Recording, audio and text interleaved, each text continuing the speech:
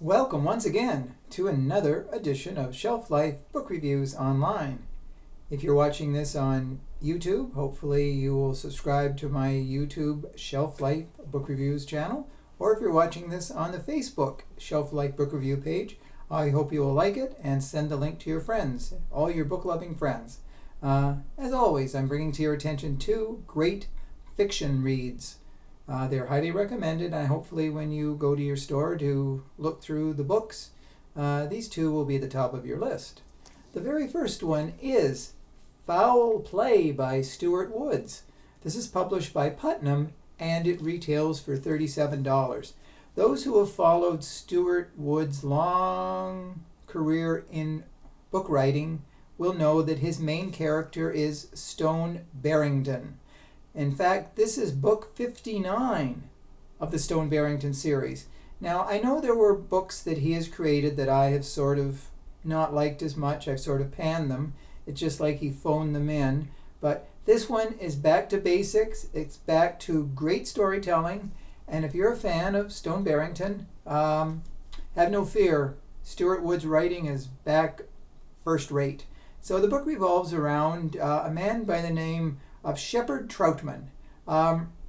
Stone Barrington gets out of his cab and he sees a man being assaulted on the street. He comes to his aid and he helps him. And coincidentally, Shepherd Troutman was on his way to see Stone Barrington for a business arrangement. So he takes him in and he finds out that Shepherd Troutman, who goes by the name of Shep, by the way, he has just sold a family business for $250 million. And he wants to invest, but he also senses that there is trouble. And that is likely the reason why someone came to assault him. And he's attacked again. So when he goes to his room at the Carlisle, which is an apartment complex, there's a dead woman there. She's been murdered.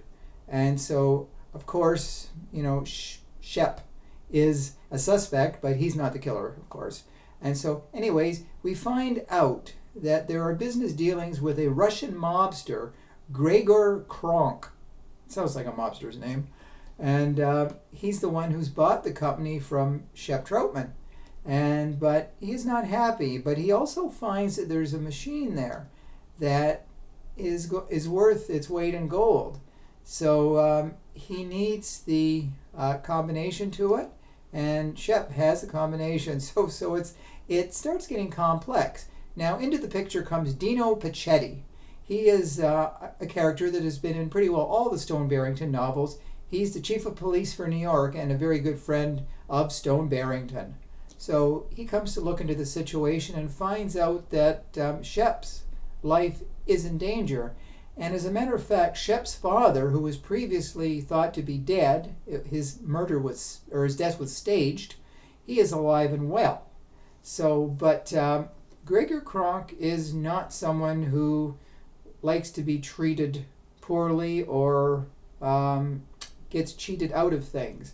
And in a plane where Shep, his father, Stone, and the pilot are on, it's sabotaged and the plane crashes. The only two survivors are Stone Barrington, of course, and the pilot. So Shep and his father die. So it turns really complex at the end. A lot of Stuart Woods' books seem to be past books, not this one. Past books have been a bit of a letdown. But this one is right to the final page. You will be intrigued. You will be entranced by it. So it's great to see that Stuart Woods is back to doing what he does best, writing pure and simple mysteries. Stone Barrington, and as always, Stone Barrington has his share of women. He is quite the lover. In fact, one of his romantic partners is the female president of the United States, Holly. So it's typical Stone Barrington. So if you like Stone Barrington and you were sort of disappointed in past books, come on back to the fold, because this book brings Stone Barrington to a new level of excitement, and I know you will like this book immensely. Nothing foul about this book. So add foul play to your reading list. The second book of interest is The Spires by Kate Moretti. This is published by Thomas and Mercer, and it retails for $23.95. Kate Moretti is the author of the best-selling book Thought I Knew You. And this book is filled with intrigue.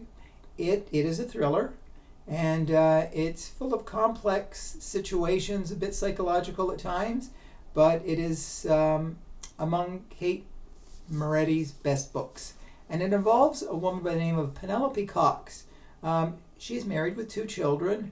Her marriage is going quite well until her husband's company goes bankrupt, and he tells her he's going to look for a job, but he doesn't. He's too busy at the gym doing his yoga.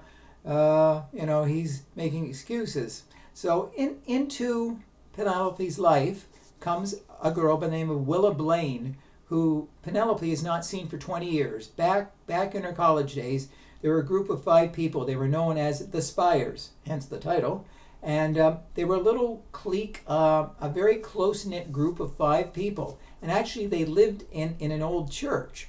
And how the story unfolded back then was there was a fire in the church, and there was a death. And the group split up. They never talked to one another again because of what happened that night. So Willa comes with the story that her husband is abusing her, and could she move in with Penelope and her family for at least a couple of weeks. Penelope is not one to cast away an old friend. Now, Willa refers to Penelope as Pip. That was her old nickname from way back that she hates, but Willa keeps calling her Pip. But as we find out, Willa has ulterior motives. She starts putting on Penelope's jewelry. She starts getting pretty close with the neighbors. In fact, there's one neighbor that she tries to seduce, and she tries to get on the good side of Penelope's children as well too. So something is up. Is her story of abuse true, and what is her end game? And so The Spires is one of those deep, like I said, psychological thrillers that you're not sure what's going on or why it's going on. But as we get to the last, we see Willa's intent, and it's not good. So The Spires, I can honestly say, if you're looking for a book to inspire you, pick up The Spires. You won't be disappointed. So those are the 2 books I wanted to draw to your attention this time out. Hopefully you will add them to your collection. And I welcome your comments about if you do buy them. Let me know whether you agree with my opinions or not. So as always, I thank you for your time. I thank you for watching Shelf Life Book Reviews online. And hopefully you will come back again. Please send me your comments, positive or negative. And as always, I say, please stay safe, stay sane, stay social distancing, and stay in touch. Take care and bye for now.